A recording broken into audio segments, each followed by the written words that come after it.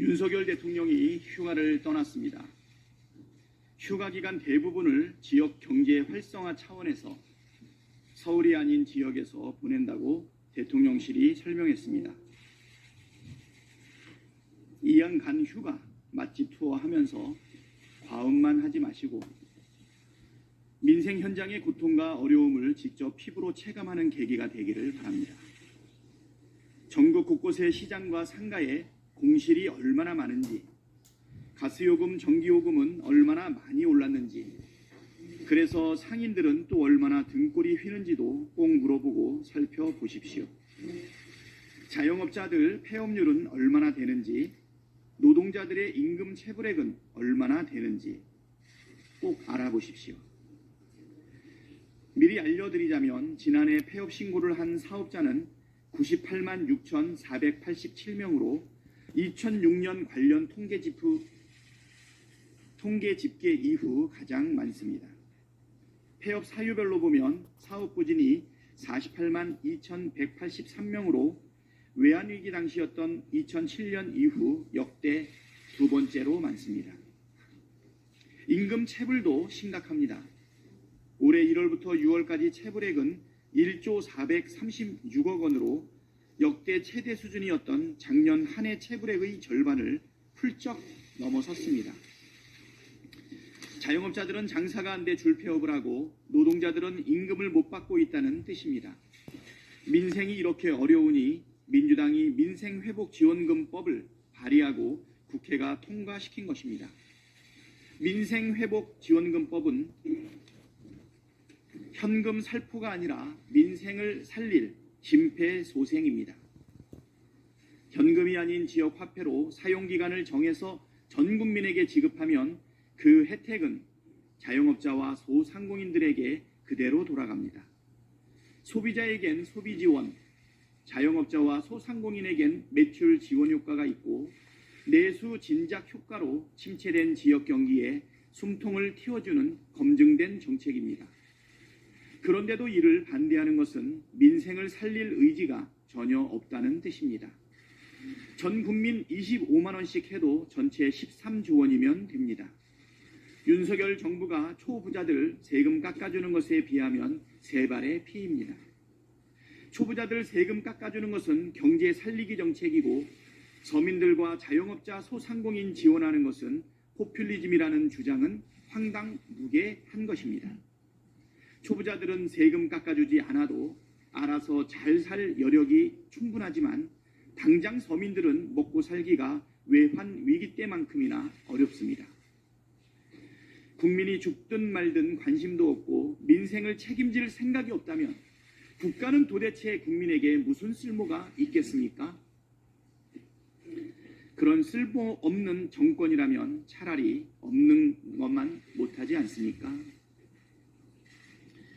윤석열 정권의 대규모 통신사찰 묵과할 수 없습니다.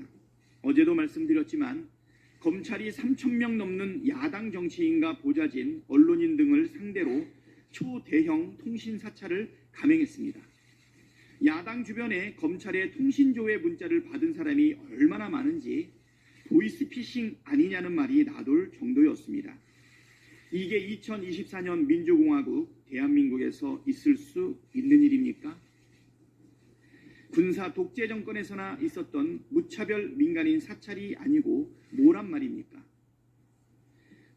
검찰은 도대체 왜 무슨 사건으로 이런 사찰을 저지른 것인지 제대로 해명도 못하고 있습니다. 윤석열 대통령이 과거에 했던 말을 다시 들려드리겠습니다. 이 정권이 경제 망쳐놔 국가 안보, 외교, 안보 모두 망쳐놔 제처 친구들, 심지어 제 누이 동생까지 통신 사찰했습니다. 이건 미친 사람 아닙니까? 지금이 어떤 때인데 이런 집거리를 하고 백주대낮에 거리를 활보합니까? 윤석열 대통령의 표현이라면 윤석열 정권은 미친 사람들이 틀림없습니다. 역대 6번째이자 2020년 3월 팬데믹 이후 처음 서킷 브레이커 발동해 주식시장은 패닉에 빠졌고 민생 경제는 심각한 위기 상황이고 정보사 군사기밀 유출 사건으로 국가 안보는 구멍이 뻥 뚫렸으며 친일 굴종 외교로 국민의 자존심을 팔아먹고 있는 것도 모자라 정치인과 언론인을 마구잡이로 통신 사찰하는 망동을 벌이고 있습니다. 이렇게 나라를 다 망쳐놓고 지금이 어느 때인데 대규모 통신 사찰을 하고 백주대낮에 거리를 활보합니까? 도저히 묵과할 수 없는 일입니다. 민주당은 전당 차원에서 피해 사례를 수집하고 시민사회와 함께 강력하게 대응하겠습니다. 우리 경제가 비상 상황입니다. 어제 코스피와 코스닥 지수가 동시에 8% 넘게 폭락하면서 서킷 브레이커까지 발동되었습니다. 민주당은 내일 최고위원회의를 비상경제 점검회의로 변경해 경제 상황을 점검할 예정이라는 말씀을 드립니다. 이상입니다. 올 여름 폭염 피해가 참 극심합니다. 지난 4일 경기도 여주시 기온이 40도까지 치솟았습니다. 올해 평균 열대야는 12일로 사상 최악의 폭염을 기록한 2018년을 뛰어넘었다고 합니다. 질병청에 따르면 올해 누적 온열 질환자는 1690명입니다. 지난해 같은 기간보다 44명이 많습니다. 지난 주말에만 5명이 숨지는 등 올해 들어 폭염 사망자도 14명이나 됩니다. 폭염에 폐사한 가축도 25만 8천여 마리에 이르고 수온 상승으로 양식장 피해도 심각합니다. 이렇게 기록적인 폭우와 폭염으로 밥상 물가도 치솟고 있습니다. 농산물은 지난해 대비 9%나 올랐고 채소류 가격은 전월 대비 상추가 무려 57.2%, 시금치가 62.1%, 배추는 27.3% 등 급격히 상승했습니다. 앞으로도 폭염 재난이 지속될 전망인 만큼 당국은 피해 예방에 만전을 기해야 합니다. 특히 전기요금이 무서워서 에어컨, 선풍기를 켤 엄두도 내지 못하는 에너지 빈곤층과 야외 노동자에 대한 특단의 안전대책이 아주 절실합니다. 민주당은 어제 농수산물 유통 및 가격안정법 개정안을 비롯해서 양곡관리법과 한우산업지원법 등 개정안을 당론으로 채택했습니다. 농수산물 가격 불안정에 따른 농어가와 소비자 피해를 방지하기 위한 법안들입니다. 지난달 25일에는 기후재난에 따른 농가와 어가의 피해 구제를 위해서 농업재해대책법과 농업재해보험법 개정안도 당론으로 채택한 바 있습니다. 민생회복지원특별법, 또 노란봉투법 등 민주당은 민생 입법에 늘 총력을 다해왔습니다. 야당도 이렇게 벼랑 끝에 놓인 민생 위기에 진심이고 총력인데 정부 여당은 뭘 하고 있습니까? 중독이 되다시피 한 거부권 행사로 민생을 말려주기려 하고 있습니다. 여당의 새 지도부가 이제라도 민생 경제 회복에 나서줄 것을 요구합니다. 마침 어제 국민의힘 한동훈 대표가 폭염기에 취약계층 전기료를 감면하자 하는 법안을 여야가 민생 법안으로 협의하자고 제안했습니다. 꼭 전기료뿐이겠습니까마는 그럽시다. 전기료 감면뿐만 아니라 시급한 민생 입법에 물꼬를 트기 위한 정책위 의장 간의 논테이블을 구성하고 여야 협의를 시작합시다. 한 대표가 민생의 진심이라면 반대할 이유가 없지 않겠습니까? 신속한 답변을 기다립니다. 어제 국내 주식시장은 미국 경기 침체 및 이란, 이스라엘 중동전쟁 가능성이 높아지면서 블랙 먼데이가 되었습니다. 코스피 시장은 역대 처음으로 200포인트 넘게 빠지면서 2450선이 무너졌고 코스닥 시장도 88포인트 하락했습니다. 오후 들어서 두 시장 모두 4년 5개월 만에 서킷 브레이크가 발동됐습니다. 지난 금요일 이후 거래일 이틀 동안에만 시가총액 330조 원이 증발했다고 합니다. 그런데도 대통령과 대통령실은 전혀 비상하지 않은 것 같습니다. 지난주에 발표된 미국 실업률 상승과 중동 지역 긴장감 고조는 예견된 상황들이었습니다. 그런데도 대통령실은 어제 긴장감을 갖고 24시간 시장 동향을 모니터링하고 필요시 컨틴전시 플랜에 따라 긴밀하게 대응할 것이라고 밝혔습니다. 시장은 이미 비상 상황인데 필요하면 대응하겠다니 인식이 참으로 안일하기 짝이 없습니다. 윤석열 대통령은 이런 비상시국에도 여름 휴가를 떠났습니다. 1,400만 개미 투자자들이 이렇게 위급할 때 대통령은 대체 어디에 있습니까? 윤석열 대통령이 직접 대응책 마련에 나서기를 바랍니다. 전문가들은 미국 경기가 침체 초입에 있으며 최근 나타난 미국 주식시장의 하락은 이제 시작됐다고 보는 게 타당하다 이렇게 지적하고 있습니다.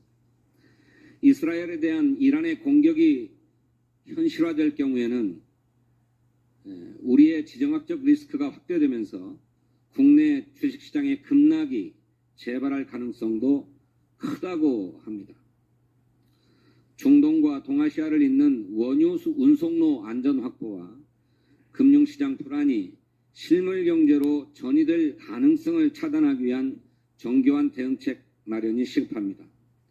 대통령이 직접 비상대응 체계를 지휘하고 민생 안정을 위한 컨틴전시 플랜이 즉각 가동될 수 있도록 나서줄 것을 촉구합니다. 하나 더 말씀드리겠습니다. 지난 8월 1일 인천 서구의 대형 아파트 지하주차장에서 전기차 화재가 발생했습니다.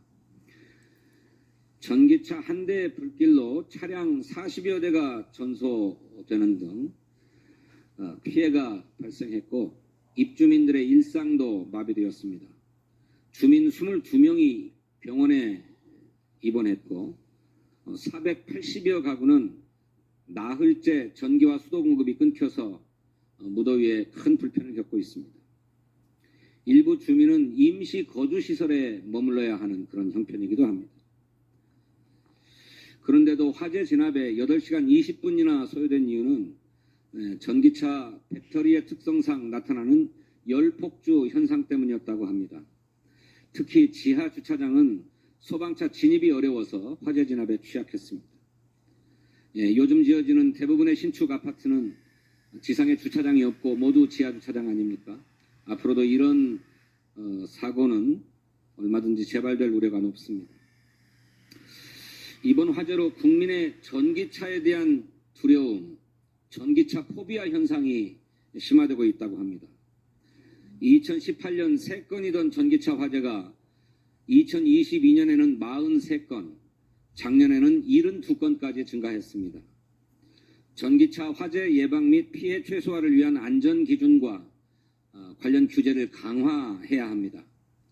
전기차 확대는 기후위기 대응과 우리 기업의 새로운 산업 경쟁력 확보를 위해서 필요하지만 그렇다고 그것이 국민 생명과 안전보다 우선될 수는 없습니다. 민주당은 전기차 화재 예방 및 대응을 위한 소방시설 설치와 주차장 안전기준에 관한 규정을 조속히 마련하겠습니다. 기존 아파트의 경우 친환경 자동차 충전시설 및 지정 주차구역의 지상 설치를 유도하고 지상 주차장이 없는 공원식 신축 아파트에 대해서는 소방 차량 등의 진입에 지장이 없도록 주차장법과 주택법 등 관련 법안도 개정하겠습니다. 이에 대해서 전기차 전용 주차 구역 내에 화재 감시 CCTV와 전기차의 화재 진압을 위한 질식 소화 덮개 등의 비치를 의무화하는 방안도 적극 추진하겠습니다. 민주당은 국민 생명과 안전을 지키고 전기차 산업도 살려나갈 상생 방안을 마련하겠습니다. 감사합니다.